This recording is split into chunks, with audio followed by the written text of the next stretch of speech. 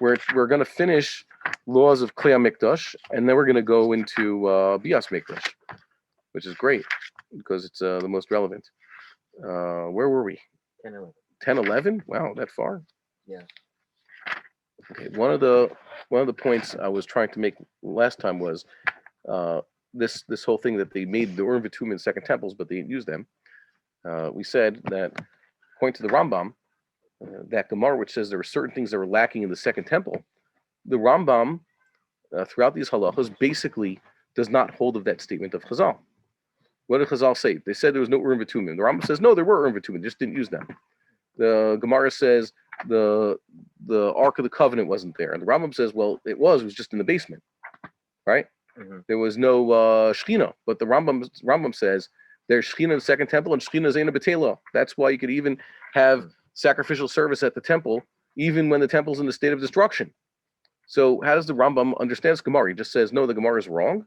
No, it was that all these things were not as readily visible physically to everybody else. The Ark of the Covenant, when they opened up the Holy of Holies, when the high priest went in there, when the workmen went in there, there was no Ark of the Covenant. Indeed, it wasn't there. So they said, oh, maybe this temple is inferior. No, it's the Ark of the Covenant. The covenant is still there. The Ark of the Covenant is still existing. You just don't see it. Just not there. It used to be the fire came down from the heavens and burnt up the sacrifice exactly as it was supposed to be. And there was a Navi walking around who, when the people had a prayer convocation, there was suddenly someone who rose up and says, God has just sent me a message. He says, Chazak ve'ematz, you're going to go to war and win tomorrow. We have a few examples of that in Tanakh. So that didn't happen in Second Temple times. They had to go to war and see that God would let them win, etc. It was less perceptible, but only because they made it so. But had they been deserving, it would have been brought back. And the Rambam says another thing. Second Temple times, they sort of jumped to the end. What do we have? We have the order described by Ezekiel. What is that? First, we have to rebuild the land. We have to get the agriculture going. Then we have to rebuild the cities. Then we could let the population increase exponentially. And then we could have a state. And then we could have reunification. And then we could rebuild the temple. That'd be the best thing. Second Temple times, what happened? They jumped right into building a temple before they had a state and before they had the population. So what happened? Well, they were always in a precarious situation, like the Rambam says, for about 300 years. They were in a precarious situation where they were not independent. And it was only Maccabean times they earned, like Rambam says, Chazra Malchus Yisrael. Well, good, they had a Mikdash. That's a good stage. Make a holiday. And what the next thing they need? Now they need to bring all the Jews back, or at least make the population so much greater in the land of Israel that this is the center of Judaism. But they never achieved that. That was Reish Lakish's thing, as the Rav pointed out. Reish Lakish was criticized the Babylonian Jews. Reish Lakish lives in the 3rd century. You didn't come back. Had the Jews come out of Bavel the way they're supposed to and come back from the diaspora and strengthen the Jewish state as it was then, that would have been the redemption. So in Second Temple times, like I said, they jumped the gun. They were given the temple, and it lasted for a few centuries, but they did not have the other factors. So we've come the other way. Now we've started building up the land. By we, Alavaya had a part in it. I'm on a marshmallow of an American who came as an adult, sponsored by Christians, the Misa, Nefesh B'Nefesh and others get their funding from Goyim who want this to happen. I was given the settlement of land of Israel for me personally and my family on a silver platter, just shy of being a literal silver platter. Got off. You could do this too. You make aliyah. Get yourself hitched. Have a kid or two. They'll give you a plane ticket. They'll give you transportation. They'll bring your stuff over. They'll help you find a job and a place to live. There's nothing you have to do. We have it so easy. It's almost a question: what is everybody else doing in Chutz La'aretz? They should be here already. It's too easy to. You have no excuse anymore. We have been here. We've built up the land. We have a country. We're so far ahead that we can even have this game whereby we try to change our malchus, our government, on a nearly biannual basis. Right. That's what basically we're doing. We're so silly, and instead we should be focusing on the big picture things, getting a proper government, stability, and then working ahead with the building of Beis HaMikdash and protecting Am Yisrael. But we don't do what we're supposed to do. So Second Temple times was a problem. I think I remember Rav has a video there. Second Temple times was a big lost chance, 7th century chance, basically. The way it works out, according to their calculations, is you assume, like the Baal HaMor and others, that like the traditional chronology, the temple stood for 586 years. Second Temple, not 420 like the Seder Olam. Mm-hmm. It subtracts 166. Right. And Reish Lakish lived in the 3rd century.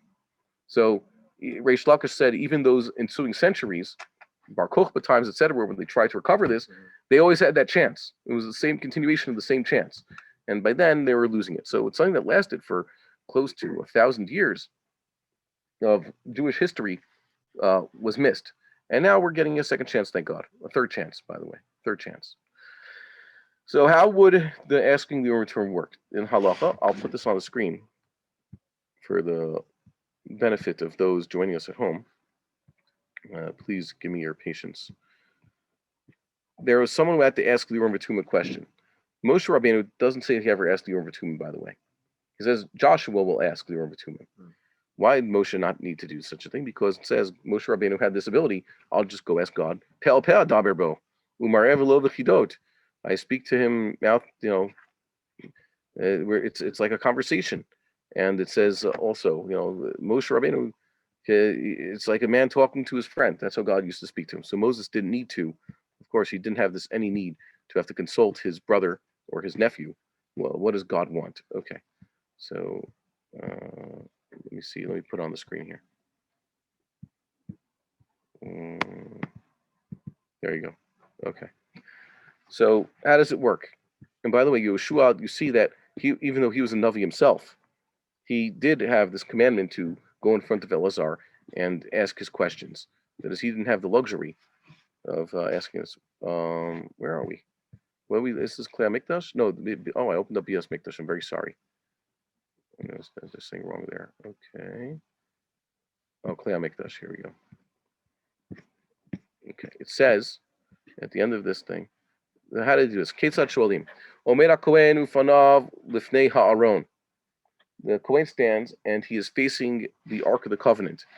Did they open up the Parochos to do this? Let's say he was standing in the Kodesh. So he's standing, the Ark is on the other side of the curtain that separates between the Kodesh and the Kodesh Kodeshim. Did they open up the curtain? Question. Okay. The Ashua Me'acharav.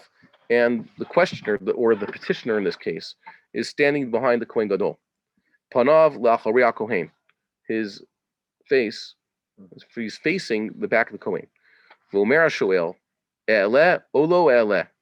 He asked the Shoel, the petitioner, ask God, shall I go up or shall I not go up? In this case, it means go out to war, because usually that's the critical question you have to ask of God. Ve'eno Shoel b'kol ram. And he does not ask in a loud voice. V'lo meharher b'libo. He doesn't just think it. He has to utter it. Ela b'kol namuch, a low voice. K'mi shemit palel beino levein atzmo. Like someone praying alone. If you pray alone, you're also, by the way, I know someone wanted to say, in the synagogue, people forgot this, you're supposed to pray audibly Shmon Esrei. Yishamali Ozno, he has to at least hear his own words in his ear. Don't be loud enough that you're disturbing others. Hava mina, I'm stuck in the Bahamas or whatever, stuck in jail. Alone. He's alone, davening bichidus. Or he got Xera from the authorities. He had China virus quarantine. So he's davening alone somewhere. Can he daven in a loud voice? Is it proper to daven out loud? Now you don't have to whisper because now there's no one else in the synagogue to be bothered. Mashma from the Rambam here. Kol namuch k'misha mitpalel b'no levein atzmo. Okay, even a person who's alone, he's praying.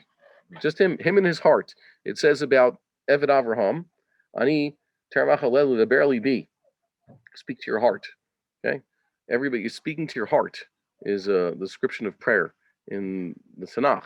So in this case, a person should, the petitioner should speak as though like in Shmon Esrei. He was talking kol namuch, speaking to himself. Umiyad ruach hakodesh loveshet et hakohen, the divine inspiration.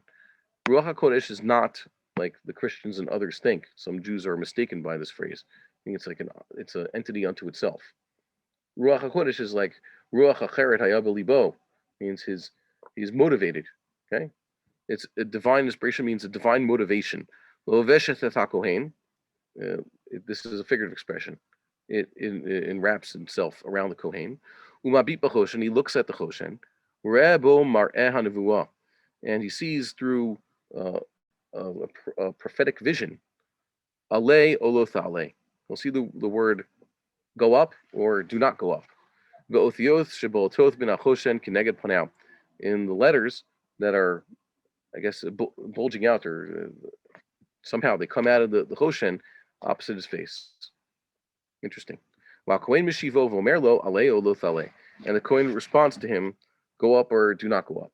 And this assumes, of course, like it says in Sefer Ezra, that this Kohen is worthy of receiving this divine message.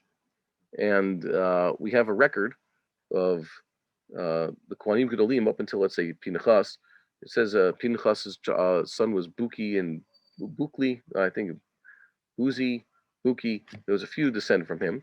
Somewhere along the line, according to the Midrash, it goes straight from Pinchas to Eli because they put Pinchas as being the Kohen Gadol throughout the time of the Shofatim, which is contradicted by implications elsewhere in Tanakh, by the way. It's a very strange shita that every time there's an anonymous Navi in Sefer Shofatim, it's Pinchas, and every Kohen Gadol who was ever serving during that entire 300 plus years of Shiloh, up until Eli's was serving the last 40, which is like 329 years almost.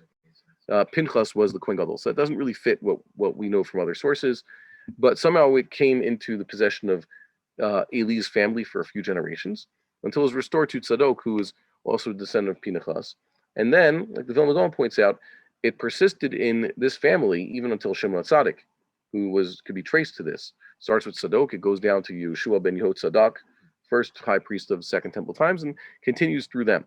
But already, this is what it's implied. Wait a minute, it says they first came back from Bavel. They didn't have a high priest who could answer the questions. Who are they referring to? Who was that first high priest? Yeshua ben Yehud Tzadok himself, who was seen by the Navi Zechariah in that classic Nevuah, but he himself, apparently Yeshua ben Yehud Tzadok himself was not qualified to do this. He couldn't do it, so they just stopped after that. Shimon HaTzadik was a few generations after him. They say that the last one in that line, Yadua, the Kohen known as Yadua, his son was this and his son was that, and the last one's called Yadua with a patach, not a kamatz. That was Shimon HaTzadik's father. He's the last generation mentioned in our Bible. Let's see if there's a Rivet here. No, we don't have a Rivet here. According to Rashi, Pnei Kohen klape horim v'tumim, v'Yashua klape Kohen. The Kohen's looking at the Urim v'Tumim. Doesn't mean which way doesn't matter that he's facing the Aron or not, and the Shoel should face the Kohen as they're facing each other. Okay, the Kohen looks down like this, and I guess you would be the petitioner. You would ask me the question of the Kohen, and I lift up the plate like this. But I can't lift it because lo yizach choshen, right? How does it work? He has the choshen up against his chest, correct? And it was stuck against him. We saw that there was a chain holding it, 2 chains across his shoulders, and the tcheles strap, basically, or the strings, across his midsection that hold it there. So how would the Kohen see his Urim v'Tumim? He looks down like this, apparently. Or I've seen that someone illustrated that somehow he loosened the tcheles straps and was able to lift it up like this so we could see, but then it'd be upside down. Okay, so it's kind of weird how he saw it. By the way, he looks at it, and don't forget, it's not like the letters are actually lighting up. This is his own vision that he sees. He sees the letters. It's his own, prophetic vision, sort of in a trance. So it doesn't really matter how he saw it, because the point is maybe he doesn't even have to actually look at the actual Choshen itself. Okay, that's the Machlokas Rashi and Rambam. And it says here in the 12th halacha, Ein shoalim al shnei dvarim ke'echad. Can't ask 2 questions at once. One at a time. U'im sha'al mishivim al harishon bilvad. And if he did ask, so they're only going to answer his first question. Yeah. U'ein nishalim bahen lehedyot el melech. We're going to give examples of what you just said. We don't just ask the Kohen for anybody. Okay. For hedyot is an ordinary person. It has to be the king, or the Beit Din, or the Mishat Sorecha, that's Hibur Bo. The Beit Din, obviously their emissary, someone in charge. The Beit Din sends one of their members, or someone has a public job. He must be the one, let's say, who's leading the army. He is the king himself is, let's say, a child. You have Yehoash, so his general needs to ask questions. So remember, we saw that who was it? It was Yehoyada. The Kohen wasn't basically in charge. He was a regent, as they would say. So he was teaching the king how to be king. What if there was a war? The Kohen Gadol is not in charge of the war, so I guess whoever it was who's managing the security policy for the king at the time would ask this question. It says about Yeshua that he would stand in front of Elazar the Kohen. Who? Zeh HaMelech. Wait, there's a reference to Yeshua as a reference to the Melech. The Chol B'nei Yisrael. That's the Zeh Meshuach B'chamo Misha Tzorech HaTzibur B'Sheilato. Okay, the Kohen is going to be leading them, or whoever else is in charge. L'chol Ha'ida Elu Beit Din HaGadol. And this is yet another example of many you could find throughout the Mishneh Torah, and especially in Hilchos Malachim, of what? Yehoshua being the king. And now yet learning what a king is supposed to do from Yehoshua, and not, for example, from King David, which is kind of funny. So, like the Rambam Shita is always, Yehoshua is a perfect melech. The Jewish Commonwealth as it was in the times of Shilo, when Yehoshua set everything up, that was lichatchila, the way everything was supposed to be midoraisa. Okay, good. Yet another instance, fine. From David and Abiathar, we learned that at the very least, a priest and ephod were necessary. Okay, what is the case of David and Abiathar? What is the case? It says that the high priest at the time was Achimelech ben Achituv, or Achiyah ben Achituv, and he goes by two names. He was the high priest in the times of Saul, and it says it was mentioned that Saul used to ask him with the Urim V'Tumim at war. Okay, bring forward the ephod. Let's ask the Kohen what we're supposed to do. Mentioned a few times being with Saul, and then King David ran away from Saul. He was a fugitive. It wasn't really public that Saul was trying to kill his son-in-law. David ran away to Nov for a little bit, asked the Kohanim there for some food and some weapons. He has a secret mission, and it says Achimelech gave him what he needed, and David was off. And Doeg the Adami basically snitched, and Saul called this priestly family that was serving there in Nov. What's going on? You're helping, aiding and abetting the enemy. So aiding and abetting the enemy. Isn't he your number one guy? You've made him in charge of Israel's army. Who's more beloved, than him? He's your son-in-law. I thought he's a Karav Malchus. What do you mean? If anything, I should have said, sorry, no, you're a traitor. You shall die in your entire father's house. It says there was a sole survivor, his son, Abiathar. And it says that when he escaped to David, the ephod came with him, or an ephod came with him. Ephod we saw, is the garment that is basically united with the choshen. Choshen is in front, and the ephod is the thing tied to it around the back. So, obviously, the fact that there are many different Kohanim Gedolim in history, and sometimes you could have someone who basically steps in, he becomes a Kohen Gadol. It is not unheard of that, let's say, the high priest's son was being groomed for the position, just like Elazar himself during Aaron's time, and they might have already had an ephod and a choshen that was his size and fit for him. So it says he escaped with the ephod. And then it says David, throughout the book of Samuel, at least until David becomes king, and even afterwards, it says he asked of God, and God told him, Aleh, do this and do that. Why? Because he had this Kohen with him. So it says that Abiathar escaped, and he brought with him an ephod, and that's how he was able to do this. But he didn't have the Ark of the Covenant. That was in Kiryat Yearim. He did not, obviously, just escape with the high priest vest. He wasn't walking around as a high priest, because he was not anywhere near the Mishkan. The Mishkan was in Givon now, and he's a refugee in the Judean desert with King David and the land of the Philistines. He's somewhere, but he's not anywhere doing any sacrificial service. So why would he be dressed up like a Kohen Gadol? So it seems to be in this case that the minimum necessary is no Ark of the Covenant, not even in the temple, just a Kohen who's qualified to be a Kohen Gadol and can wear the ephod and get the message. Not even have to be wearing the tzitzin or anything else. That's what we seem to learn from the David example. Okay. And last halacha. Zeh she'ata motzei b'divrei nevi'im shekohanim rabim hayu chogrim ephod bad, lo hayu kohanim gedolim she'en ephod shel kohen gadol bad. It says they're wearing an ephod bad, a linen apron. So that's not the one the kohen gadol wears, because why? It says it was made out of linen. The kohen gadol's ephod is made out of what? Linen plus wool. It's 3/4 wool. And it has some gold in it also. Okay. This ephod bad, even Levites wore this. How do we know Samuel was a Levi? Where does it say it's Samuel? How do we know that? Don't we know that from Devarim? Yes, it's an explicit verse in Divrei Yamim. Okay, Samuel, when he's introduced, well, his father's introduced in the book of Samuel, right at the beginning. It's isn't the first pasuk. Like, it doesn't. It says he's an Ephrati. Yeah. But it means it's from Har Ephraim. Yeah. Okay, it says Elkanah ben Yerocham ben Elihu ben Tohu ben Suv Ephrati, and he had this. His big mitzvah was pilgrimage, but then it says that Samuel's job was what? He was basically under the tutelage of the high priest. It doesn't say he was a priest. It says Nar Shmuel Mishareth et Hashem lifnei Eli.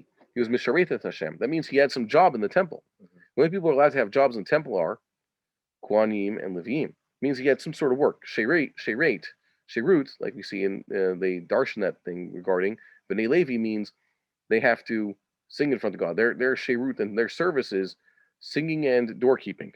Okay. Weren't there Israelites of great who couldn't do any of this. Remember, they get to play the instrument. They get to play instruments. That's not Sherut. It describes. Oh, it's not Sherut. Okay. Okay, so it says here that Samuel was there, and he was wearing an ephod bod, and he would serve there, and he was with Eli, and he was also sleeping right next door to the temple. So Eli the Kohen Gadol, it makes sense that he would live not in the Azarah. Obviously, you can't even sleep there, but adjacent to the temple was obviously the place where the Kohanim and Levim in charge would sleep. And Samuel was sleeping somewhere near where Eli slept. That is, they're basically sharing a dormitory. Why? Because God starts calling to Samuel. What does he do? In the middle of his dream, he runs to Master, Eli, what can I help you with? It's like, it's not me I'm calling you. How does he have access to that? Because he must have been close to him. It says, the next morning, God gave him this prophecy. Vayishkav Shmuel boker vayftach et daltot beit Hashem. Ushmuel yorei mi'agid et amara el Eli. So what did I just say there? What was Samuel's job in the morning? He opened up the doors of the house of God. Whose job is it in the morning to open up to act as the gatekeeper at the sanctuary? A Levite. Okay, so there it's explicit that Samuel is doing Levitic things. He's living at the temple. He's working with the high priest, and his job in the morning is to open up doors at the house of God. That's a Levite's job. And then it says explicitly also, it's a good Tanakh class. And you should know this, like you said, in Divrei Yamim, we have it here. Where is it? It's in which parak? I put a note in this. I don't know if in this Tanakh I put it, because it's very hard to find these things if you don't remember it.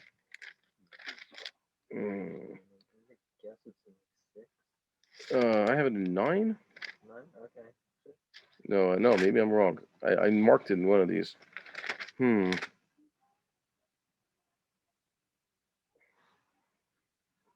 is it? Is that mentioned here? The name Tohu is spelled slightly differently. Yeah, I would imagine that you're basing all the other Levim. I just don't remember. Well, there's a lot of Levium names here. Yeah.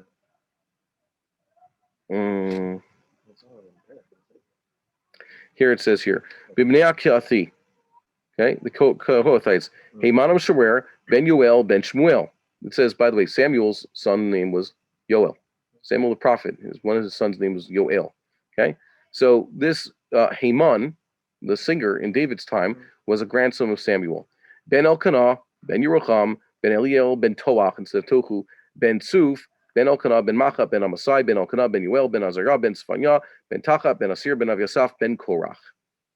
Aviasaph was one of the sons of Korach. So Samuel, it says some of those names occur twice in the list. So it goes from Korach to Aviasaph, or some other name, Aviasaph sometimes, whatever it is. In what is it? The three Bnei Korach in mentioned Sefer Bamidbar. Ooh, why can't I remember this? Bnei Korachot for Nechvas and Free.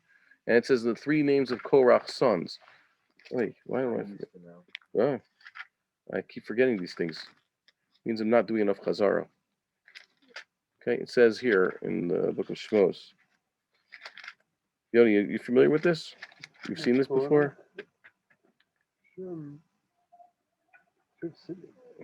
Uvnei Korach Asir ve'Elkanah v'Aviasaph. Yeah.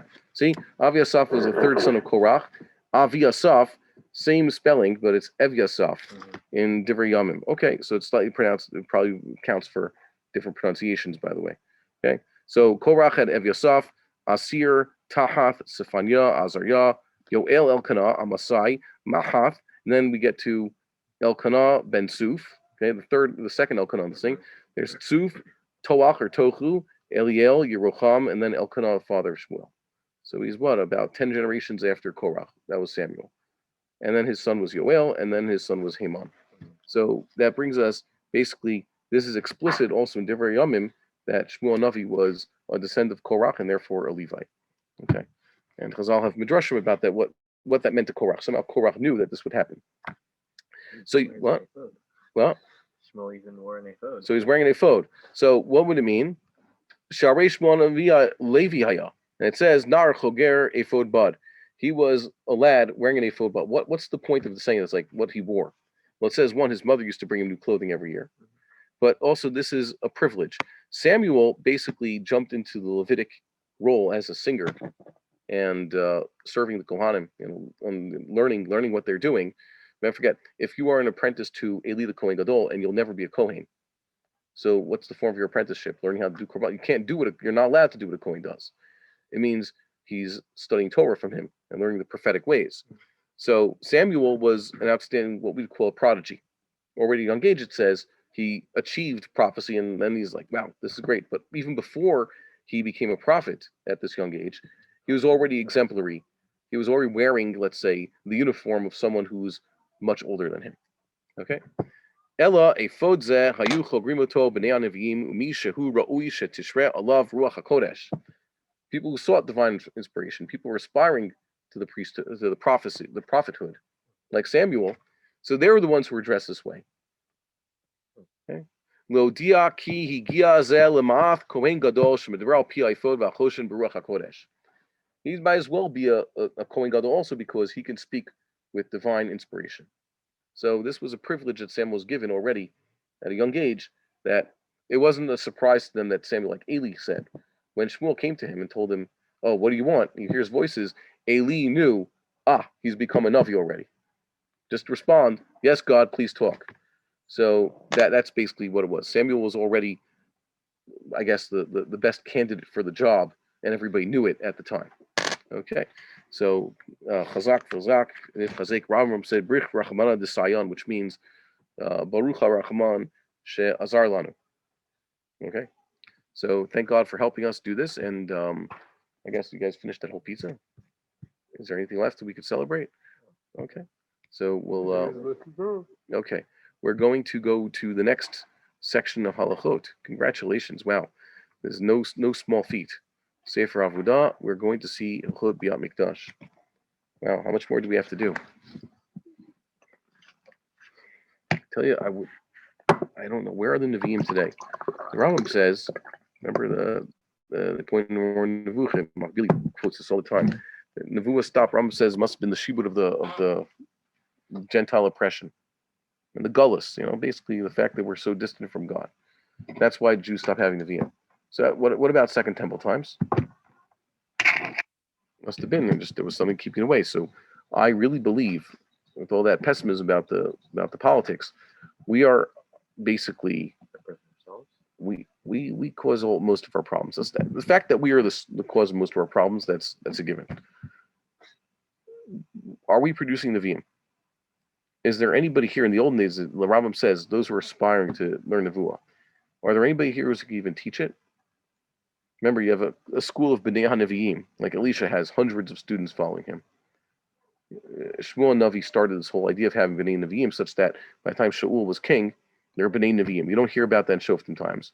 A Navi shows up once every 100 years with a quick message and then is gone because that's all they need. And then Shmuel's going to make it no. They're going to be a permanent Navi around. Shmuel started saying it lasted for about 500 years that there's a Navi always around, and he has his disciples, and they're also aspiring to be Navi, and one of them will become a Navi. And there's a tradition, he says, the Navi. Who is Shmuel Navi's greatest student? From who does the tradition go? Well, it goes King David. He's a Rosh Hashanah, but you also have God and Nathan. They're there also. They learn from Shmuel, it says. And then you have next generation, you have Achila, Shiloni, and other prophets are around.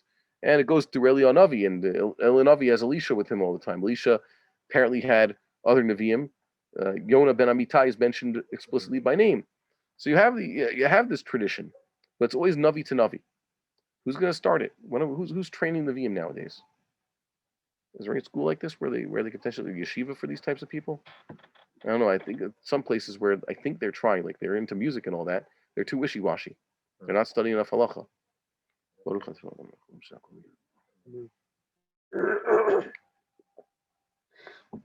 a Navi just arrives. I think that we shouldn't be surprised. There will be a Navi soon. And basically, we have people who are just shy of being Nevi'im. There's one guy, my brother was asking me about the Yanuka. You heard about him? The Yanuka was a child prodigy here in Israel. He's already in his 30s now. He basically came in on more type of fellow. A very brilliant child in this community, and they treat him like something. He's also very musically talented. He gives good sermons. He knew a lot as a kid. He still knows a lot as an adult now. He's a Rav, and he has a lot of good qualifications. They don't say anything bad about him. So if one day he were to show up and say, you know what, I'm a Navi, Hashem says X, Y, and Z, I don't know. There's people like him tend to become Nevi'im. I'm not saying he is a Navi. I'm not saying he's going to claim he's a Navi. I'm just saying you shouldn't be surprised soon that someone with the necessary qualifications will come and do it. It's part of, we believe it's going to happen. The Rambam says it's one of the essential beliefs, right? He says it in the Anyam, like in the Ikarim, which might not be halacha. That's in Parashah Mishneh. And he says in Yesodei Torah, he says one of the Yesodos is that God is Menabe B'nei Ha'adam. Right? Even Gentiles are capable of such a thing. So I don't know. Don't be prepared. Okay. This brings up an interesting machlokes, Rambam and Ravid. We'll see it inside. And let us begin. Kol kohen hakasher lavuda im shatha yayin asur lo likanes min hamizbeach v'lifnim. He drank some wine. He cannot go from the mizbeach and in. You have an illustration. I don't. What is that? What does the Rambam mean? What's the mizbeach for on? Where's the line? It's basically a line that's east-west. It goes line that draws north-south and divides. It's basically a western area. Up to this point, he can go westward. And where is the line? You have it on the map. Okay. No, the gray area. Okay. Mizbeach lifnim. Oh, see, Makbili has this. Okay. Hamisuman ba'for. Hamizbeach lifnim misuman ba'for ke. So basically, the beginning of the Azara. The beginning of the Azara is where he could still go even if he's shatui. He's drank some wine. That's also where Israelites can go. But right up until the Mizbeach, this basically is a north-south line that divides the western part from the eastern part. That's where he can't go. There's a lot of details. This is just the general prohibition. Okay? So it says here that he can't go there. And if he does go beyond that point and he does some sort of priestly service, so what he's done is invalid. And he also is deserving of death at the hands of heaven. Technically speaking, the other Kohanim we're going to see, they could punish him their own way. They have their own extrajudicial means of punishing people. It says they shouldn't drink wine and they shouldn't die, implying that they're deserving of death if they do drink. Sorry. This amount, I'm telling you the shear of this. A revius, according to the Rambam, we said is about 75 ml. Chai, that means undiluted. Bevat achat, miyayin she'avru alav 40 yom, of wine that's already 40 days old. Why 40 days? Because before they came up with sulfites, it used to be if you squeeze some grape juice, 40 days later it's wine, it's alcoholic. Nowadays, our grape juice stays in these Kedem bottles and these generic foreign bottles. This is foreign grown wine, grape juice. It stays even if you kept it in your fridge, it would turn into wine. What prevents it from turning into wine? The sulfites. They put a preservative, very trace amounts of this, sulfites that prevent the fermentation from happening. So 40 days means it's already alcoholic. Nafkamina is if he took fresh wine, grape juice, he just squeezed a whole barrel of grape juice right there. That doesn't get him drunk, and that would be not a problem. Next. Aval, im shatha pachot me'revi'ith yain. He drinks less than a revi'ith. Oh, Shetatar Revi'ith Yain Vivsikba. It's a Revi'ith, but he spaced it out in time. He didn't just drink it as what's the normal time it takes to drink. Bavadachat means how long does it take you to drink 75 ml of wine? Maybe 2 gulps, 3, whatever it is. So if he spaced it properly, oh mizagab b'mayim, it was diluted with water, because you could dilute your revius of water with wine with water. Oh sheshatha yain bigito b'toch rabim yom afilu yater me'revi'ith. Remember, wine from the gat. Yain bigito was how you and I would call grape juice, and it's within the 40 days, so it's not alcoholic yet. He is patur ve'no mechalel avodah. But it doesn't mean it's permissible. It just means he is not going to get punished at the hands of heaven, and the service hasn't been desecrated. So I guess what he did is b'diavad. He offered sacrifice. He put one of the limbs of the sacrifice on the fire, so he has not invalidated that service. But it's still forbidden, by the way. Okay. What is it here? The Ravid. You see what it says here? Pusel avodah. It says if he drank this wine, he has invalidated the service. Right? So Ravid says, hold on a second. I know I'm reading it. We're not going to read there yet. First, the next line, the Rambam. I got confused by the break of the paragraphs here. We're going to continue. It says, Shata Yater. According to Machon Mamre, we're reading the second halacha, but according to at least Korean, this is still part of the first. What do you guys have there? We have an olive with a 2 in it. Okay, so they're following the Korean. They're not like Machon Mamre there. The Ravid's going to address this halacha. Shata Yater Merivi'ith min hayayin. He drinks more than a revi'ith of this wine. Once he's drinking more than a revi'ith, even if it's diluted, or even if he takes a break, chayav mitov will sell avodah. So he is, once again, liable to death at the hands of heaven, and he has invalidated the service. So the Ravid said, Lo michuvar me'grash shehe chayav mitav yisol avodah elashu bazara. He says, no, it's just a no-no, but I don't think that he should be punished for such a thing, because he did space it out, and it is diluted. Okay, so it's a good question, and there's a note here. Yesha katvusha yisurhu gam keneged makom mizbeach v'domeh l'din bali mumim.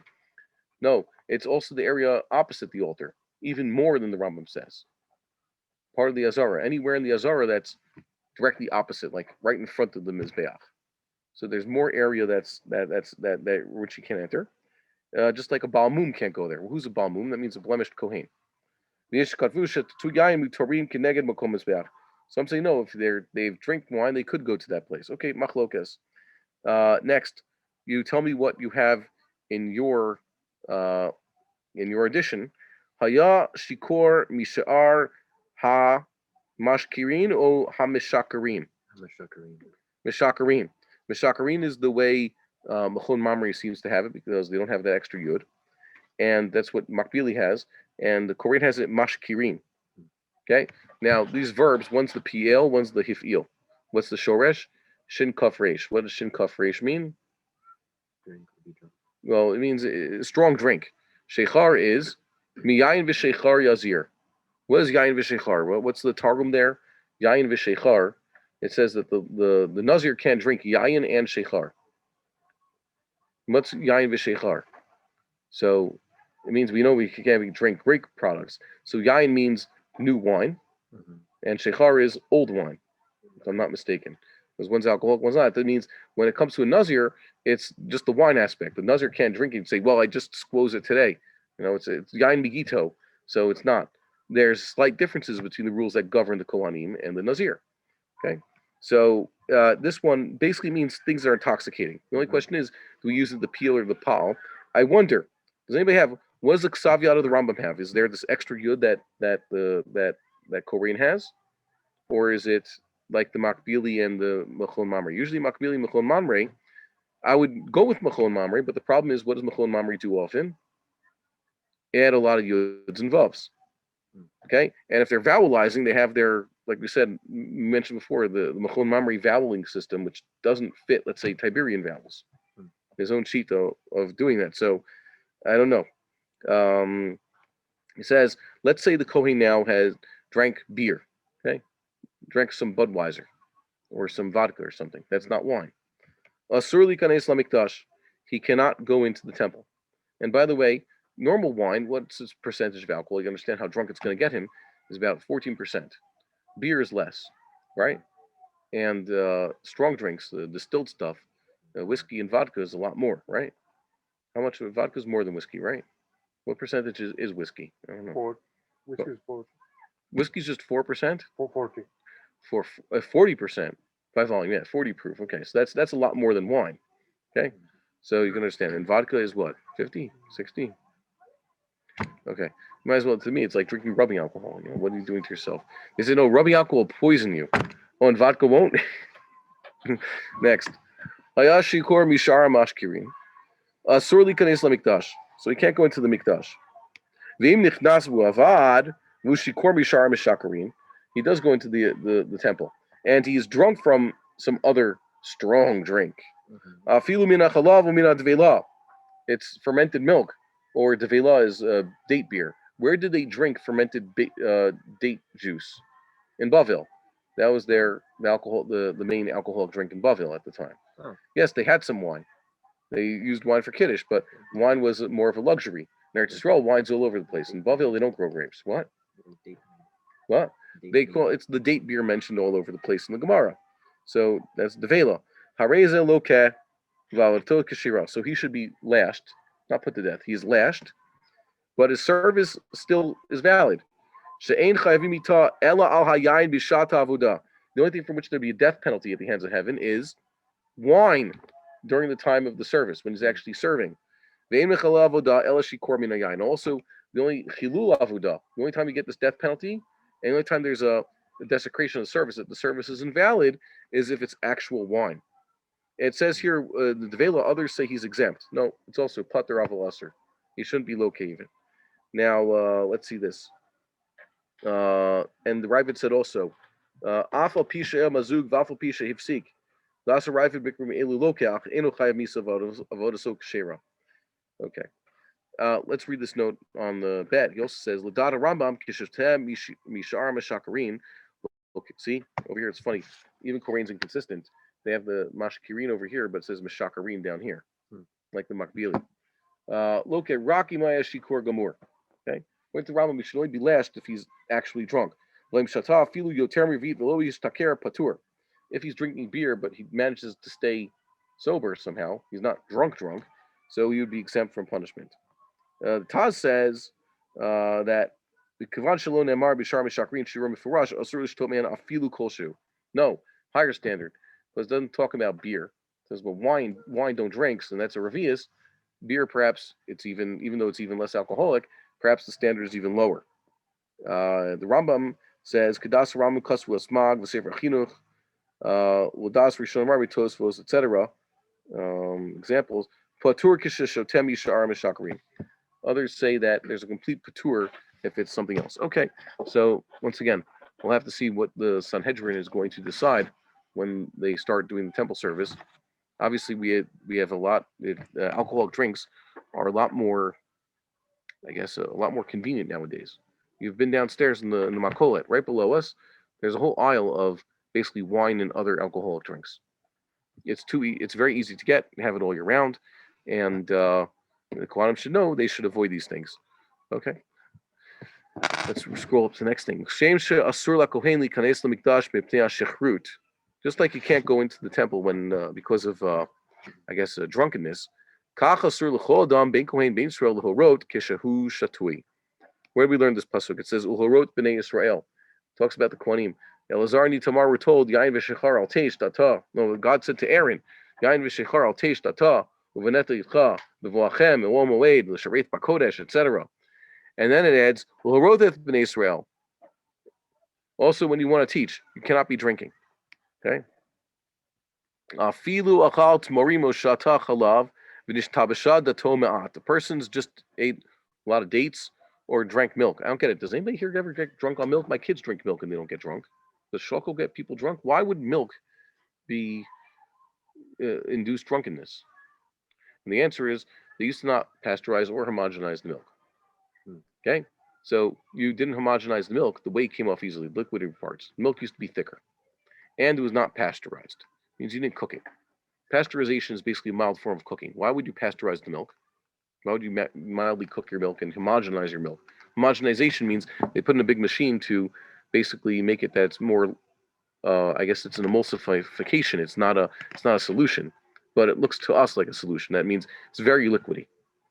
Real milk comes out, eventually separates into a much thinner stuff, like the whey. That's a liquid that's much thinner, and then basically buttery stuff, the fat that's a lot thicker. So if you take natural raw milk, it's not pasteurized, it's not homogenized, and eventually it'll ferment. Mm-hmm. Either it'll go bad. If you don't allow it to ferment in a way that will preserve it, it will go bad. And the fermentation of milk can, like any other thing, wine, for example, and wheat, there's two ways you could ferment things: alcoholic fermentation using the right certain types of yeast, or lactic acid fermentation. So if you're dealing with bread and you ferment it with lactic acid fermentation, you get a dough that's sour. That's chimutz. That's what usually happens. Most breads and grains that you want to ferment will result in lactic acid fermentation when you're making a dough, and that's why naturally it will sour. Correct? You're familiar with this? Make sourdough, or you could use baker's yeast, the type of yeast that causes the grain to ferment alcoholically, and then you'll get a dough that is a lot less sour. That's basically the more common Western type of way of fermenting bread, and it results in a sweeter bread, a more milder tasting bread, the kind that we like. And I told my wife, she used to subject me to sourdough, homemade sourdough. The best, or buy sourdough that's healthier, and they always convince her every few years, and I couldn't stand it and have to suffer through this. I'd rather just a nice. My grandfather was a baker. Use baker's yeast. Make the it could be well leavened, but make sure it's an alcoholic. Yeah, so that's what I just realized that. So you can grains, and of course, if you want to make a nice beer out of your grains, you want an alcoholic fermentation. If you have lactic acid fermentation from your liquid grains, you get what? Grain vinegar.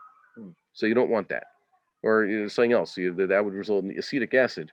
But the point is, an acidic fermentation is going to result in, bad beer. So too with your grapes. Normally, grapes result in an alcoholic fermentation. If you get the type of an acidic fermentation, what are you going to get? Your wine is going to end up as vinegar, or maybe your wine will become vinegar eventually. That's bad. So that the grapes and the grains can go away. So too with milk.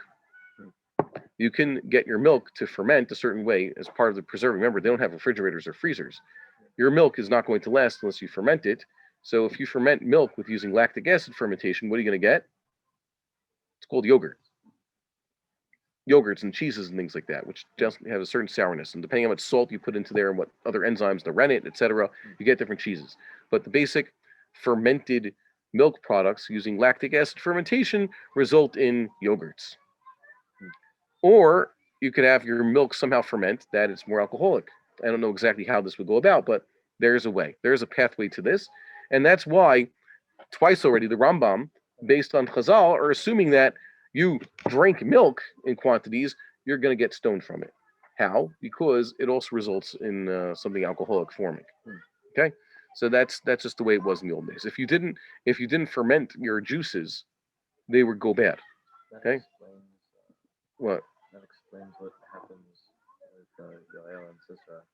Yeah. Makes a lot more sense. Yes. How is it that Yael was able to knock out Sisera by giving chalav?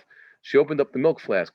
It means she gave him something that was thick, heavy, and slightly fermented, so it had an intoxicating effect. If your milk has a higher fat content, and it's also a little bit fermented, it's going to have much more of a knockout to it. Okay. Shoko is not going to do that because obviously it's pasteurized and it's not fermenting. There are ways to take even the milk that we get nowadays, which is mass produced. There are ways to turn that into types of cheeses. Just know what you're doing, okay? So that's one of the assumptions here. In the olden days, of course, you had to ferment your foods and things like that. Otherwise, they would go bad. Hold on one second. Can we let's get this on the charger before we lose power? Take the black head and plug it in there. Do you see? Over here. Yeah. Take that out. Take the wire out of there. Put the USB into there. Plug it into the wall, and I'll take this. Okay. Right in there. Yeah. Okay. Thank you very much. Okay. So let's move on. So the things could ferment. Basically, you had pomegranates also. You could either dry your pomegranates, or you could ferment their juice, and then you'd have what the Rambam refers to as pomegranate wine. Same with every fruit. Either you juice it and ferment it, and it lasts, or you dry the fruit. but you don't keep fresh fruit, and you can't keep fruit juice. You can't. They didn't have oranges back then, but they're apples also. Even the apples, you either dry the apples and make apple chips out of them, which they could do, or you fermented your apple juice. Okay. Next.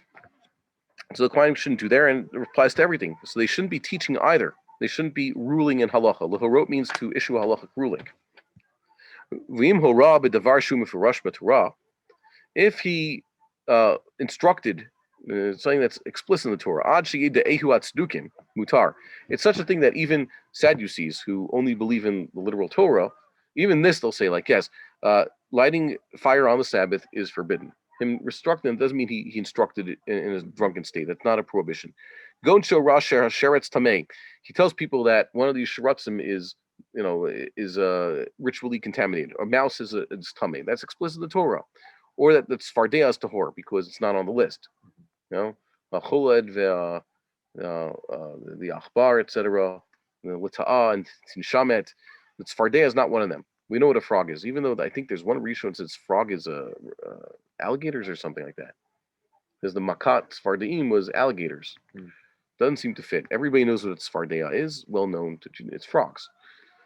By the way, it's frog covers what you and I call in English frogs and toads. That distinction is a much later idea, but basically most people it's just frog. V'adam asur, or that consumption of blood is forbidden, because it says it how many times in the Torah? So this is the type of thing that, v'chayotzi b'zeh, this isn't considered halachic instruction from the Chacham. This is, just obvious. Umutar la shikor l'lamei Torah. Shikor can teach Torah. Lafilu halachot and midrashot. Even if he's teaching what you and I call halachot and midrashot. Halachot and midrashot are, by the way, what? What's a halachot? It means a mishnah. The mishnayos are called really halachot, right? And we just call it mishnayos now. That's a Yiddishism. The mishnah consists of prakim, and each pair consists of what? Halachot, like in the Yerushalmi. And nowadays we call any halachic ruling. We open up a mishnah berurah that's halachas. That's not what the Rambam means. Okay, or midrashot. So what's a midrash? That's because basically opening up the sifra, Medrash Rabbah, and reading those. V'hu shelo yoreh. As long as he does not instruct, you can read a mishnah. You'll have a machlokes. Okay, you'll have a machlokes. Rabbi Yossi and Rabbi Yehuda, and a Tanakama. And you say halacha is like Rabbi Yossi, so that's horah. If you just recite the Mishnah, that's not horah. Let's say he's a chacham always horah. He's the type of shir that whenever he's teaching Mishnayos, he always mentions, and the halacha is like this. Like you read in the Rambam, Perishah Mishnayos, they did this. And the Ra'av does this now, and that's the Bartanura and the Kahati follow the Rambam. What does the Rambam do? A lot of times at the end of his Perush and Mishnayos, says Va'alacha kedis, ve'ein halacha ke that opinion. He tells you which opinion the Mishnah is the halacha. So the Rambam would be a chacham kavua l'hora. After he recites the Mishnah, he then interjects his own line telling you, oh, and by the way, halacha ke so and so, explaining it. So he says a rule. Why would be the halacha? Lo yilamed. He shouldn't be teaching Mishnayos. Shelimudo horahi. His teaching Mishnayos is also halachic instruction. That's a problem. Okay. By the way, the word parenting, horeh, okay, comes from this word, lehorot. So the question is, lehorot is hifil of what word? What's the shorish of lehorot? It's a hifil. Yeah. So what is the shoresh? Yud Resh silent hey. And how I know that? Because if it was the hay was actually part of the shoresh, it would be laharot in a pal. But this is leho. Anything that starts with leho is a hifil. Anything that starts with leho is a hifil. Lehotzi. Okay. Lehorid. That means that in lehot, what's the shorish of lehotzi? Yud Sadi Aleph. What's the shorish of lehorid? Yud Resh Daled. So lehorot, the shorish is Yud Resh Hey. But what does Yud Resh Hey mean in the pal? What's the most basic meaning of that shorish? To shoot. Usually bow and arrow. Yaro yi yareh. He sakol yisakel o yaro yi yareh. I thought sakol yisakel o yaro yi yareh means he will get stoned. If he approaches Har Sinai at the wrong time, sakol yisakel means he'll get stoned. Surely get stoned. O yaro yi yareh, or he will get shot. Means I thought like they'll load him into a cat, like he'll get thrown. He'll he'll suffer bodily injury by being thrown. No, Yaro Yare means he will get shot by bow and arrow. Okay, it's like something will shoot, like pelted with rocks, just like Sakoi Skill means pelted with rocks. Yaro Yare means someone will shoot him with rocks, with a slingshot, or shoot arrows at him. That's what it means. Basically, getting shot to go Har Sinai. So the Horot is very interesting that in the Pal it means to, like I said, shoot, but in the Hifil it means to instruct. So what is a Horeh? The word a Horeh is a different shorish. Parenting is a different shorish altogether. Why? Lihorot, what would be the present tense of lihorot? Of man doing it. There's 4 present tense forms. It's moreh, morah, mori, morot. Teachers, basically. Okay? A horeh is the word herayon. A horeh is a pa'al. And the shorish there is hey resh hey. Laharot means to become pregnant. And a horeh means basically one of the if it's a male, so it means the one who caused the pregnancy. A female is a hora, would be a parent. Okay, so parenting sounds like instructing, but it's different. Different shorish. The root of parenting is hey resh silent hey, and it is it's a pa'al, and lihorot is a hifil, and the shorish there is yud resh hey, and the present tense is moreh. So how would you say I instructed? Horeti. How do you say parented? Hariti. And that's what Moshe Rabbeinu said. Anochi hariti et Adam hazeh. Am I their parent? Moshe Rabbeinu used that word. Okay, so that's the past tense of being a parent, and horeti would be I instructed, and hariti means I was a parent to something. Okay, good Hebrew.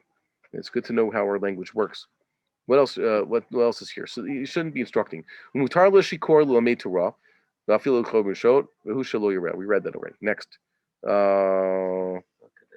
There's also a distinction here. You have the word hora'ah or horaya. Here in the Machon Mamre, it's hora'ah with an aleph. It's kind of weird because hora'ah, lihorot, you would think that there shouldn't be an aleph there, which is why Korean has it horaya. And really, the distinction here between silent hays and silent olives at the shorish, sometimes it makes a difference. But even in Sefer Shemos, twice, in 2 shorashim, apparently there is no difference. Okay, 3 shorashim. The shoresh kufresh aleph and kufresh hay are often interchangeable. We know that at least consistent modern Hebrew Mishneh Hebrew means to read and to call, kufresh aleph, and kufresh hay means happenstance, like carry. It just happened.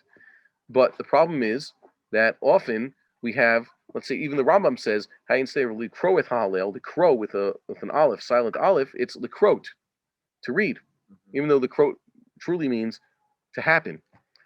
And there's a difference between koreh and koreh, one with an aleph, one with a hey.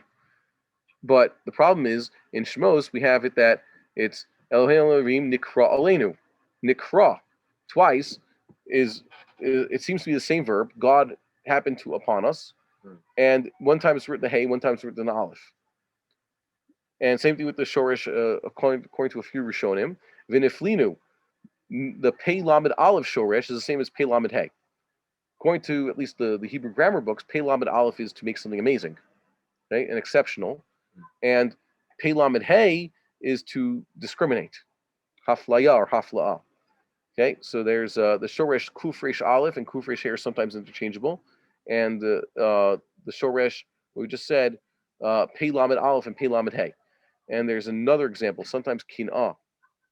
Okay, kuf nun hey is acquisition, kuf nun aleph is jealousy or zealotry, and sometimes they're used interchangeably. And you can look in the concordance or other examples of this phenomenon, and if you look in also the book of Daniel, there's a lot of creative that tell you, is it an aleph sound or a yud sound? Okay, you just look at that, just looking in the margins, you see that this basic use of the aleph seems to be a dialectical variant, depending on where you are. See, what you have here is what was pronounced in Mishneh Hebrew, kasda'e. That's what you think. How do you say Jews in Mishneh Hebrew? Yehuda'e. The Yehudim, the translation would be Yehuda'e. But in the Sefer Daniel, it's spelled kasdaya. Okay? Kasdaya sounds like also an Aramaic sound, like the Chaldeans. But here's this kasdaya. So it's kasdaya, it's written kasdaya, but it's written kasda'e. And there's a few other examples like this. Unhora, Here it says here, Nehira, Nahora. You could look in other Korean ksives that seem to indicate this interchanging of the Yud. Remember, silent Yud and silent Hand, the Sorosh is the equivalents, and the Aleph. Okay, Ara, Ara, Tli Tayar, Tli Ta'a. Here, in this example, the third. Okay, the third one. It's spelled Taf Lamed Yud Taf Yud Aleph. We pronounce it like it's written Taf Lamed Yud Taf Aleph Hey.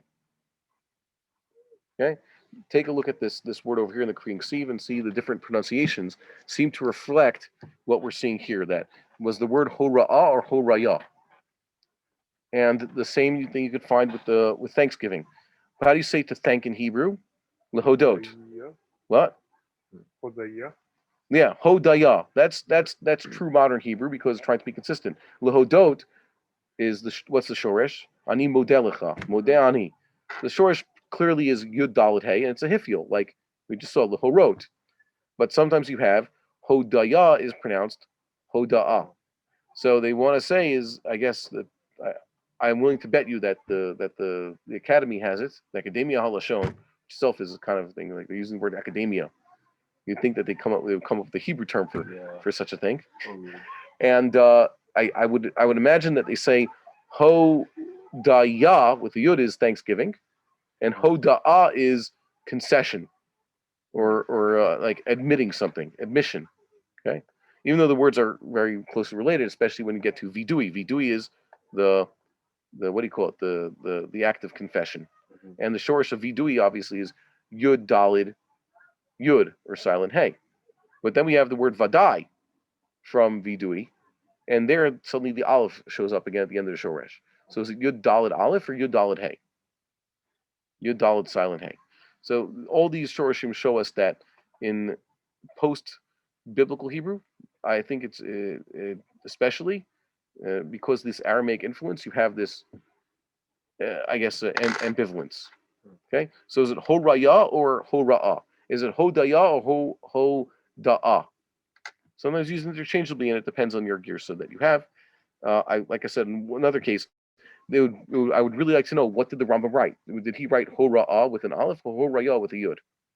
Okay, don't know. It's good to take note of these things. So do this. What does that mean? Moses asking V'niflinu. It's from the word hiflasi, which is niflinu is a nifal, and hiflasi is a hifiel. The word pelamed hey, God's going to make a difference. V'fleti bayomahu at Eretz Goshen, I'm going to make a distinction. Haflaya in modern Hebrew means discrimination. Okay, or aflaya is discrimination. Okay, so v'niflinu aniva mecha, Moshe Rabbeinu was asking for our people to be exceptional. He's asking for Jewish exceptionalism. Okay, so there's I really like the vort there of the Ramban was wondering what great miracles did God do after the Chet Egel. Moshe Rabbeinu said, heard from God, Neged Kwamacha Asen Neflaot Asher Lo Nevru V'Chortz V'Chol Goyim.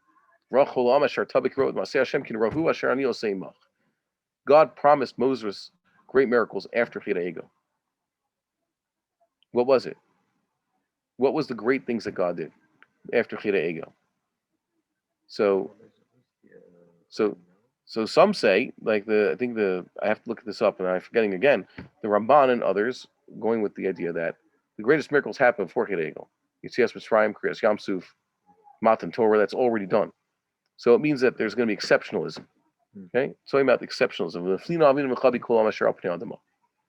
And the Ramban and the Abarbanel, the Rambam's son, and the Abarbanel say no.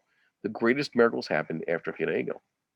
What happened at Kriyas Yamsuf, Yitzias Mitzrayim, Matan Torah, that was child's play. God's greatest miracles happened later after Chet Egel, in Moshe's time. What happened after Chet Egel was so great? What was the greatest miracle that happened? Milchemes, Og, and Sichon and Og. The miraculous victories over Sichon and Og were even greater than everything that Moshe Rabbeinu saw 38 years before that. And that's why God told him, there's a few psukim, today is going to be the greatest miracles it's going to be. And Moshe Rabbeinu said, Atachi lo salarosas avdecha esgoldecha. Says, V'aschana ba'isahi. After we beat Sichon and Og, I entreated God at that time. Atachi lo salarosas avdecha esgoldecha. You've only now begun to show me your greatness. Moshe Rabbeinu wasn't at Kriyas Yamsuf. He wasn't at Matan Torah. He wasn't at Yitzias Mitzrayim. But only when God beat Sichon and Og, then Moshe Rabbeinu would say, "You've only begun to show me your miracles."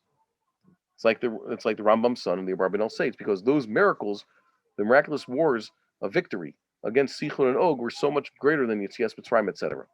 How was that? In what way were they greater? Sorry for the Zionists. They're greater in the fact that it was the Jewish people went to war and won. Before that, they never fought a war. Yitzias Mitzrayim, Kriyas Yamsuf, Matan Torah, what were Am Yisrael? No, they were they were bystanders. They were viewers. Mhm. What's the correct word for this thing? They were certainly not participants. They're passive. There's a word here. They were no, they weren't. They're not even recipients. They just saw what was there. They were not part of it. Yeah, they were just bystanders. But what happened was the greatest thing at Moshe Rabbeinu was that the more Nevuchim Rambam writes this. Moshe Rabbeinu transformed Am Yisrael and his leadership into a class of slaves, into free men who could fight. The fact that Am Yisrael was able to finally have a war that they won. Remember, when Am Yisrael ever win a war, organize an army and win a war? They didn't win. What do you mean? It says Moshe Rabbeinu, they were losing to Amalek, and Moshe Rabbeinu came to Yeshua, Bichar lanu anashim etzei lechem. I need, you can fight, find a few men who could fight, and go chase away Amalek. It says, Vayachalosh Yeshua Amalek esamo. Yeshua was able to beat them back. He weakened them. Then say the Jews beat Amalek, and then God says to Moshe Rabbeinu, write this down, the Amalek war is just starting. Okay, this is just a preview of your eternal war against Amalek. You're going to have fights with Amalek after that. And then Am Yisrael is organized into an army. And okay, fine. Now you got to the border of Eretz Canaan. Go into the land. Go fight for your country. And what the majority say? No, we'll take a rain check. We're not ready for it. And God says, fine. So you can't go. Oh man, big mistake. That was Meraglim. They only finally got to see some action. 38 years later, new generation, and they fought Sichon and they won. And God gave them that victory. So that was the greatest miracle that Moshe Rabbeinu saw.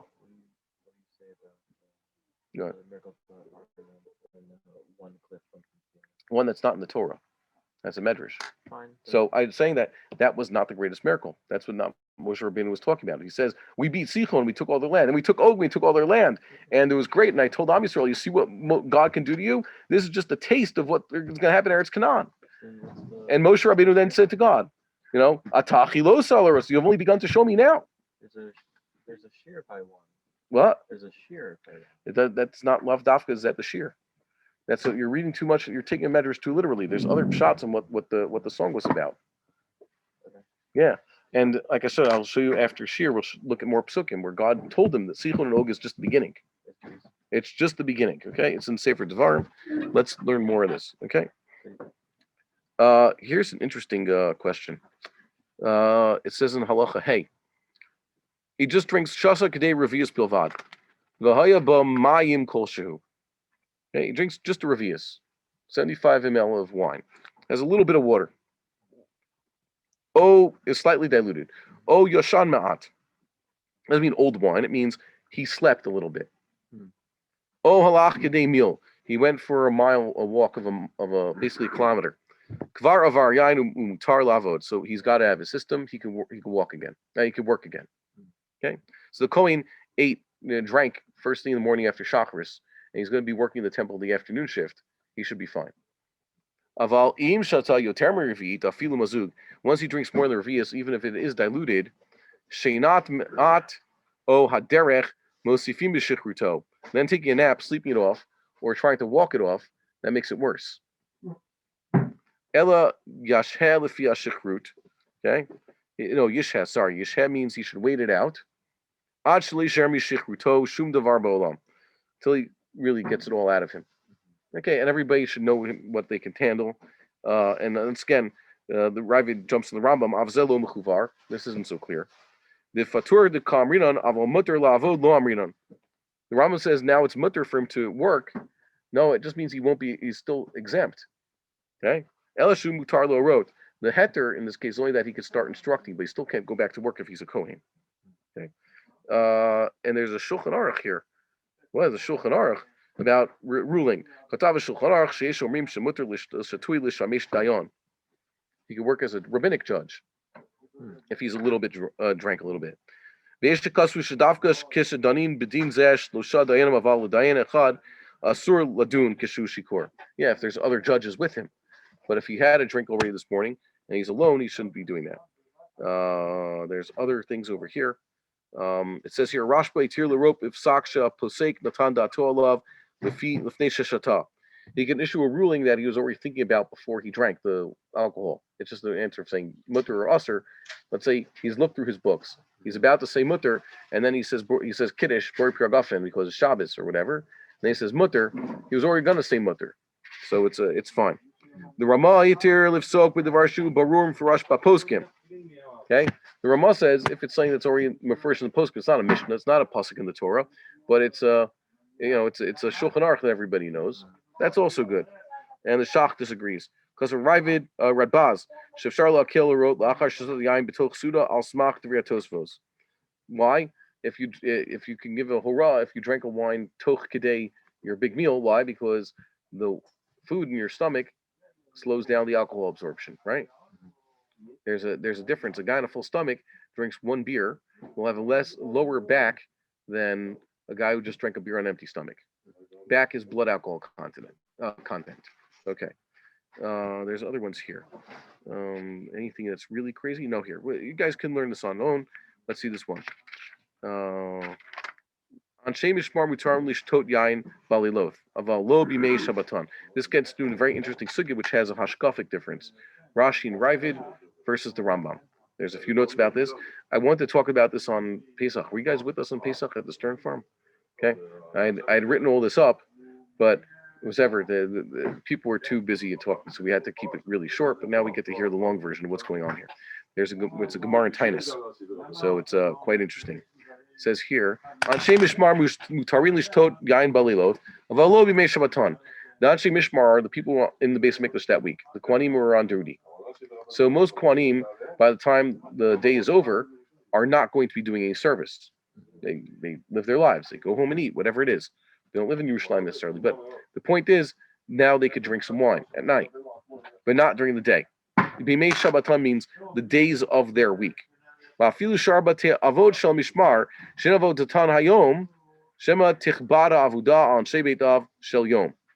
So what? Even if they know their particular day, there's a whole group of Kohanim who are there that week. But each Beit Av has a different day. So the people who are already worked Sunday can drink Wednesday night, but they can't drink Wednesday day. Why? Their day to work was already 3 days ago. Why can't they? Why? Because it could be that the ones who are working Wednesday have too much to do, not enough of them. So let's say the Sunday people are going to have to step in and help them. Not unheard of. So even the Kohanim who already worked Sunday and they're not going to be working the rest of this week until it's Shabbos, they should not be drinking wine that day. Why? They'll need people from other days of the Mishmar to help them.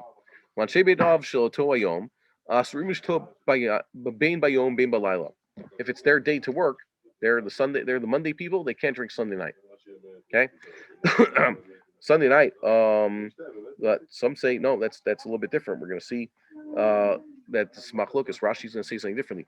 Ad shelo yishaer mishichruto shum davar bo. Sorry, I'm reading it wrong.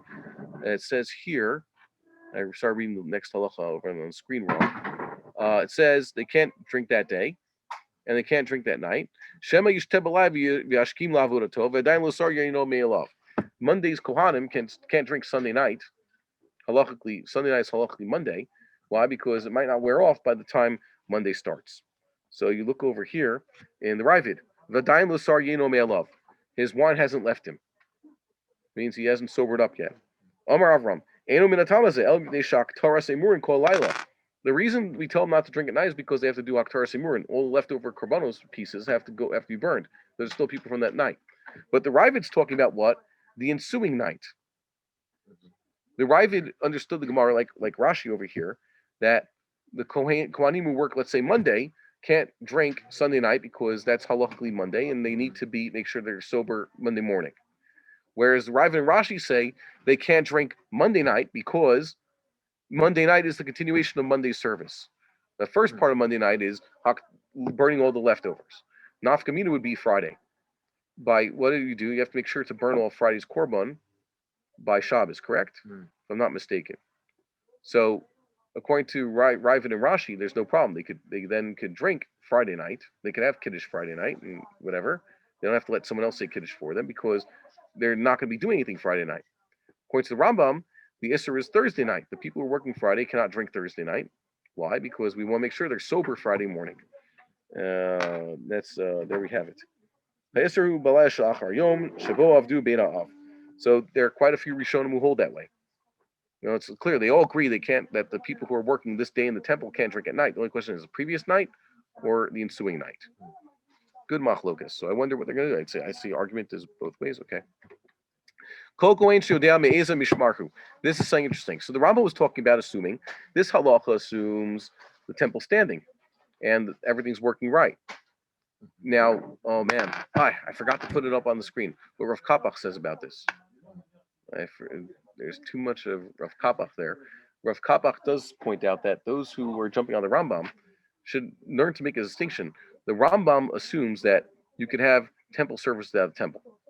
And the Rambam assumes you could have a temple service and complete disorganization.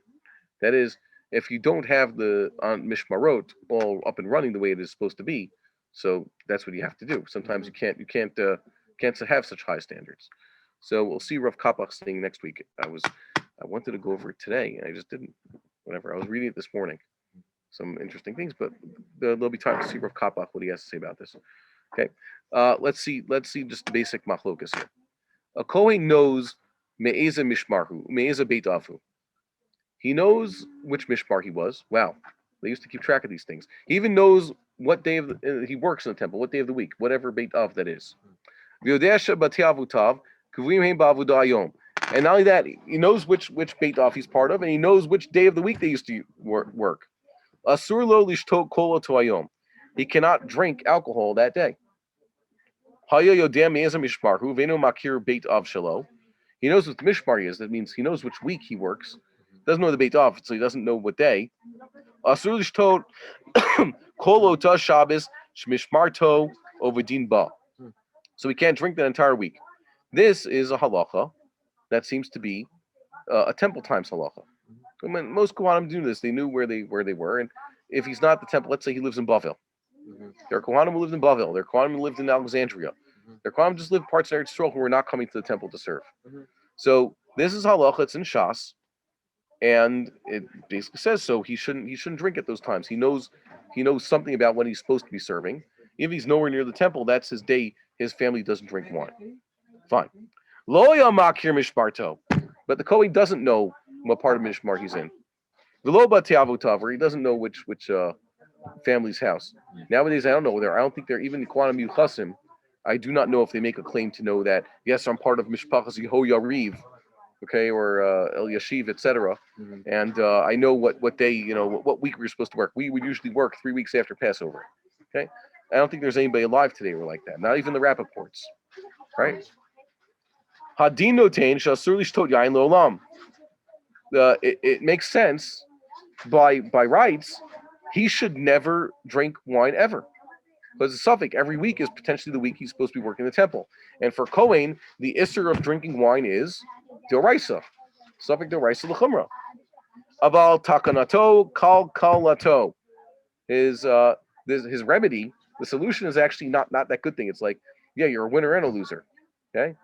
What gets you off? The fact that you're so bad, like you're so pathetic, will just let you off. That's this type of line means. V'areu mutar lishtot tamid. So he could always drink wine. A Kohen doesn't nowadays, or a Kohen doesn't know it. Sheno yachol avod. Okay. Mushtal, he can't work. We're assuming that unfortunately the table's not here. Ad shikavav b'veit av shelo uv mishparto. He can't work until he gets, he understands what mishmar he's in. Okay. So read what the Ravid says. The Ravid's going to say, wait, you're getting the Gemara wrong. He's going to mention the Gemara in Tainus. You guys don't have a Ravid in front of you. Okay? Tainus Yud Zayin. All this is basically a reading of the Gemara. This is Abaye's line and Rabbi Yehuda Nassi's line. Rabbi Yehuda Nassi was the one who basically came up with this. Rabbi Yehuda Nassi lived in the 2nd century. Abaye's 3rd century. Amar Avraham. Halacha kirabi shetakanato kalkulato. Yes, Rabbi did say this. Kohanim basically nowadays no one knows, so they could drink all the time. She'enach shav sha'at avodah.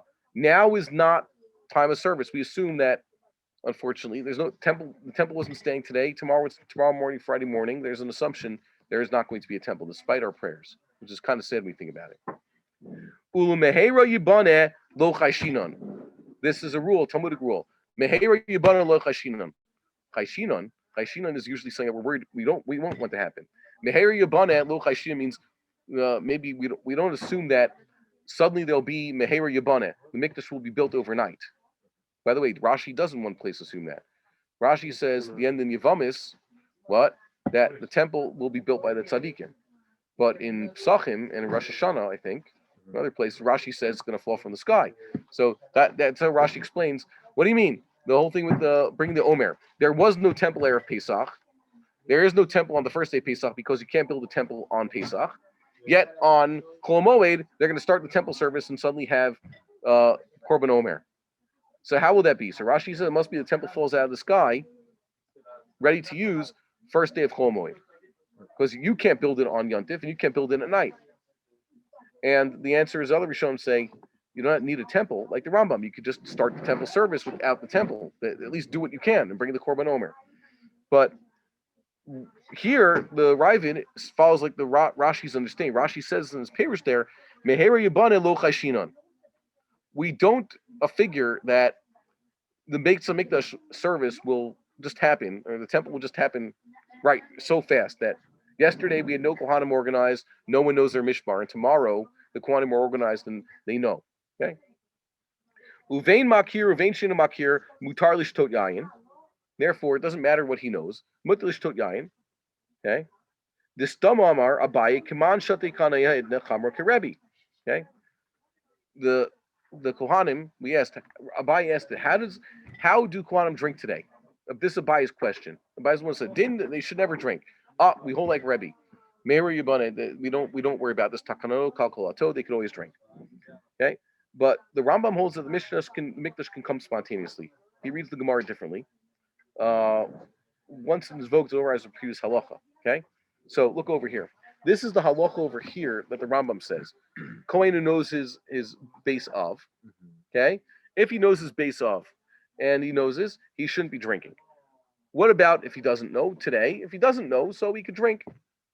And Ravid and Rashi say, no, these halachas are superseded. Nowadays, no one knows, and that's it. It doesn't matter if a Kohen knows or not. Okay? It doesn't matter if a Kohen knows or doesn't know. Like Ravid says here, it doesn't mean vein makir, vein sheino makir. Rambam uses this rule once again, eino makir. So the Rambam assumes the old halacha is still in play. If you do have a Kohen family, really they shouldn't drink their week. Whereas Rashi and Ravid say this Rebbe rule saying if you don't know, just go ahead and drink Kohen and no one knows. That applies even to people who are makir. Why? Because we're not worried. Those people are makir. Those Kohanim who know what family they're from. Those Kohanim who know what family they're from could say, we're not going to drink our week. Our week to be in the temple, 3rd week after Passover, we're not going to drink this week. Why? Why are they saying like the Rambam? Because you could build the temple. Let's say their week is, the 2nd week of Mar Cheshvan. Oh, that's now.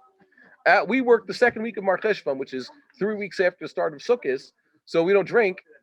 And Rambam's telling us not to drink. Why? The Rambam figures what? This is a very important thing. Rambam figures Meheri Yibane Mikdash. Rambam says, you should have done the Avodah today. Remember, the Rambam said that a few books ago. You could do the Avodah any day.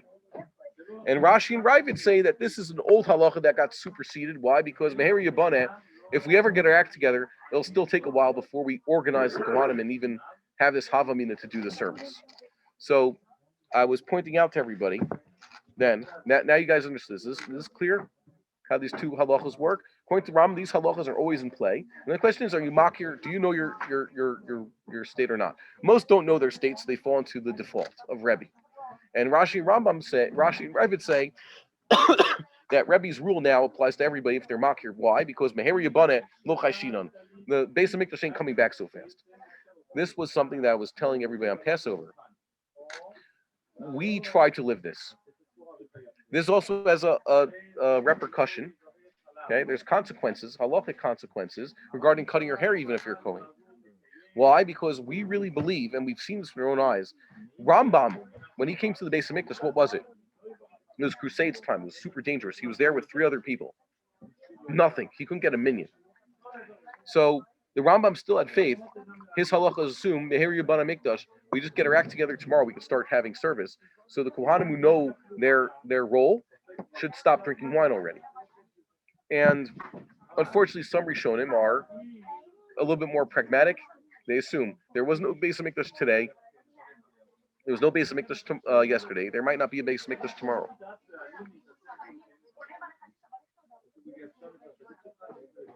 The question is, which camp do we find ourselves in? We learn Rambam. See from Rambam that it's possible. And I told you a few weeks ago also that was like a discussion I had with the Rabbi Bar-Hayim about that. He's wondering what's more likely to catch on. So he says, Beis HaMikdash, that'll take longer. It would be easier to get people to interest in this whole one-day Rosh Hashanah thing. And I said, one-day Rosh Hashanah that's his personal, might be the correct thing, right? It might be intellectually honest. It might be historically correct. Good arguments. But there's no grassroots Jewish movement. I see the temple movement. Every day more people are going there. This is something people are davening for. It's in our prayers. And even people subconsciously want this. This is something they do. And this whole thing of Rosh Hashanah one day, it's not even something they're aware of. They're completely aware. They just follow Rambam. Rosh Hashanah is a 2-day affair in Eretz Yisrael, period. That's it. They don't know the whole Balamor and the Sefer Achilukim, etc. So, yeah, that's what I think. The Rambam's aware of all these things.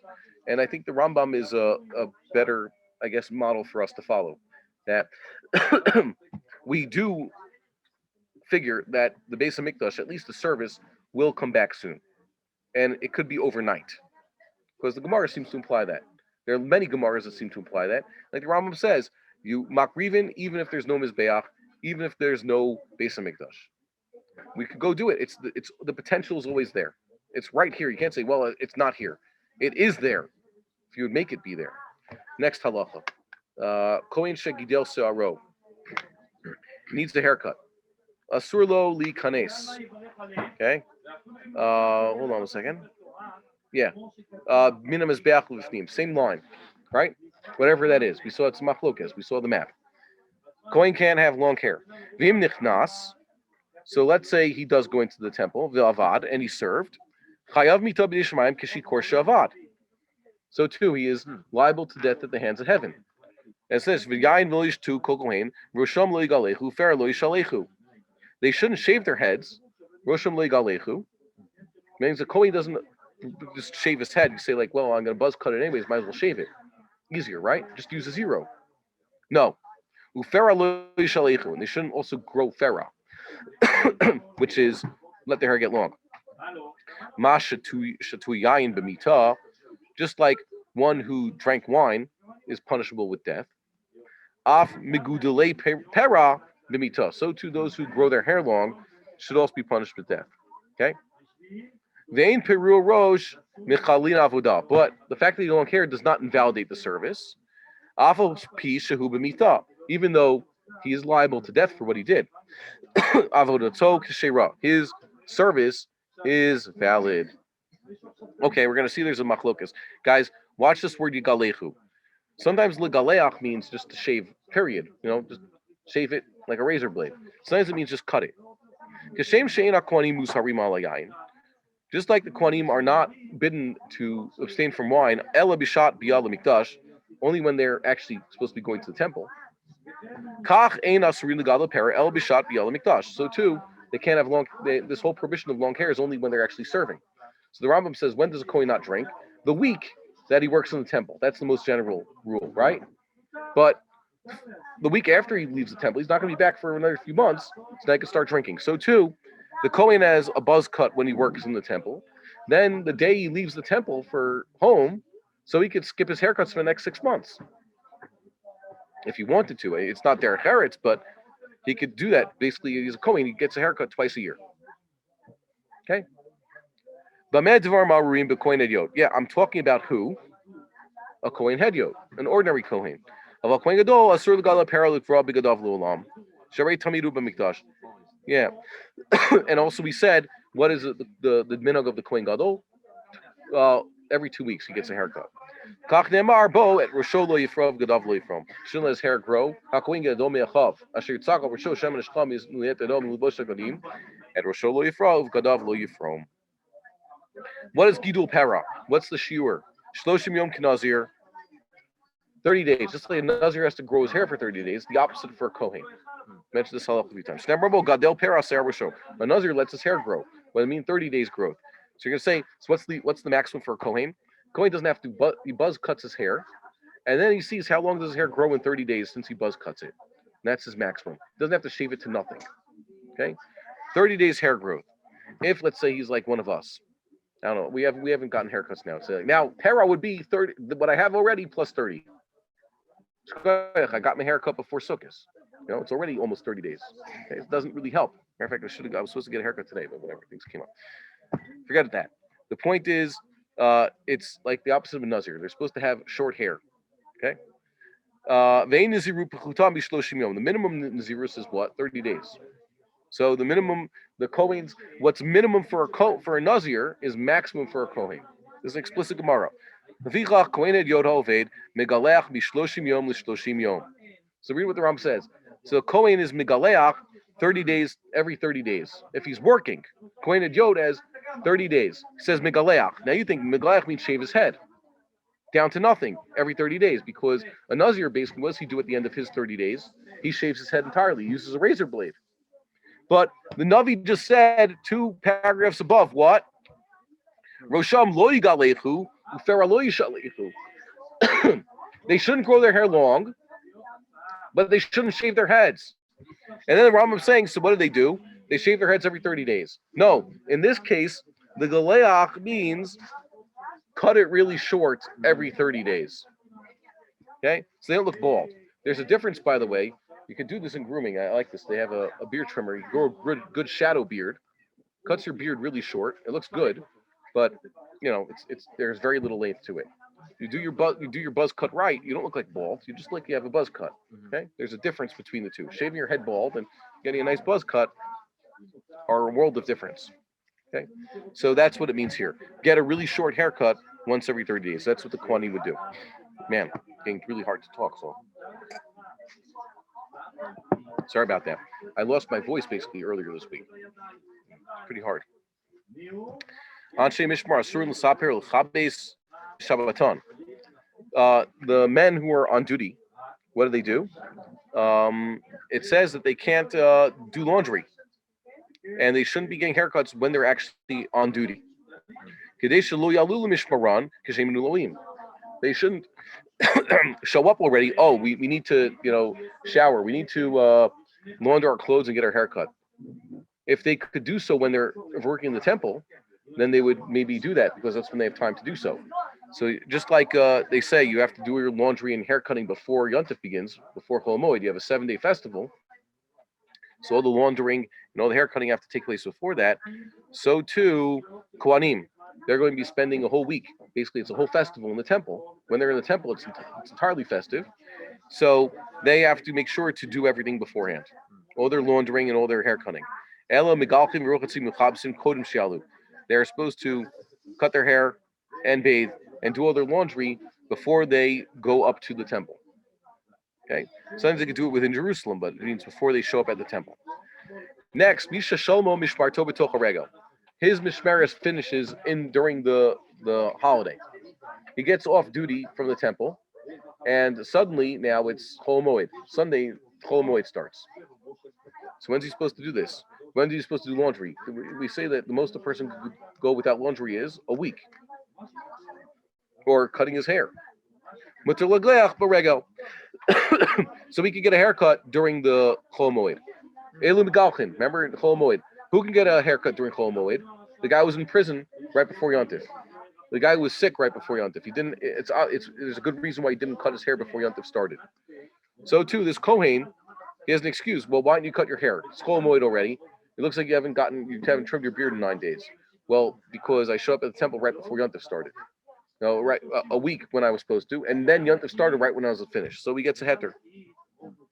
In a volume Shalomah be'erev a regel, if he finished his tour of duty on the eve of the regel, he had time. Eino migalech ela be'erev a regel. So he should be getting his haircut on Erev Yontif. Let's turn the page here. Ein chiyuv al kunin is top here. There's a similar thing here of Ravid talking about haircuts. I'll read you what the Ravid says about this whole haircut thing in Halacha Yud. Okay? Remember, the Ravid disagrees with the Rambam, the whole idea about not drinking. Right? Now he's going to say this. Amar Avram. Leite l'hai klala. I don't hold of this rule. Ela b'shas bia l'mikdash. B'shas bia.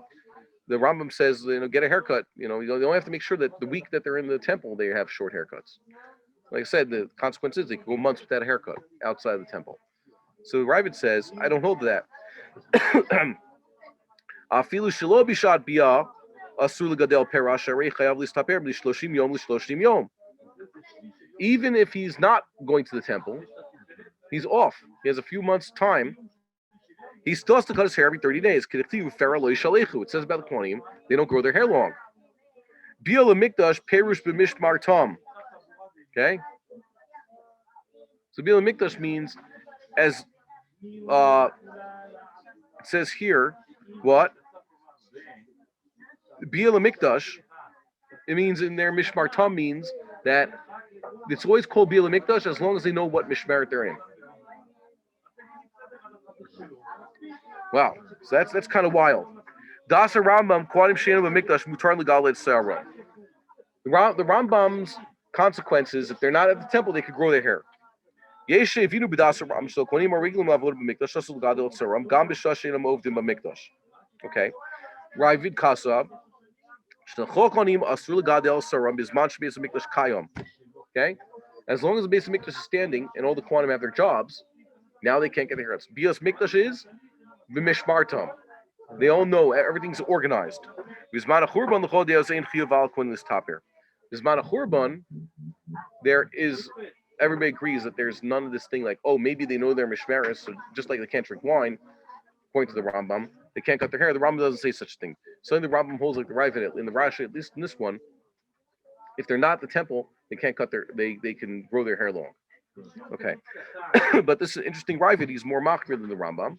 There's even as long as the temple's standing, the Kohanim all have this rule about this. What's the consequence? I told you, what do I tell Kohanim?